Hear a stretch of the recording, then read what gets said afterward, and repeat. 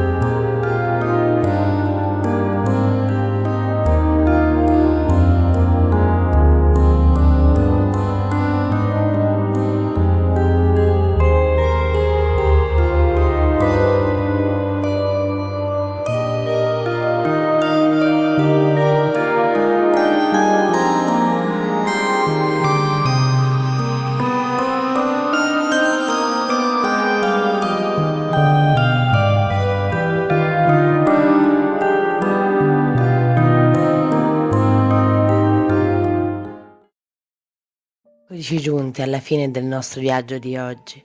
L'ultima cosa che voglio raccontarvi è com'è nata l'ispirazione per questo progetto creativo.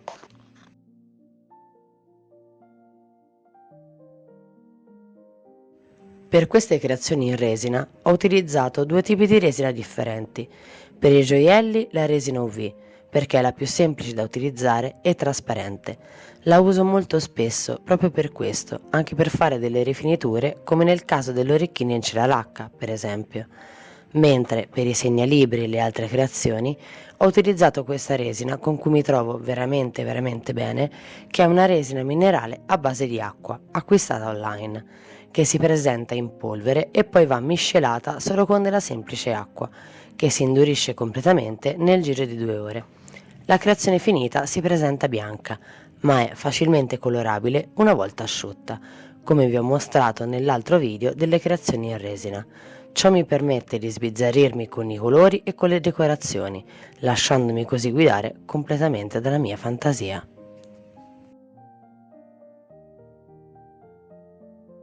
Spero che questo viaggio nella creatività vi sia piaciuto. Vi aspetto nel prossimo video e se volete continuare a viaggiare insieme a me in questo fantastico mondo, non perdetevi gli altri video e iscrivetevi al canale se non lo avete ancora fatto. E se volete contattarmi per delle informazioni o chiacchierare con me, vi lascio tutti i link in descrizione. Ci vediamo nel prossimo viaggio.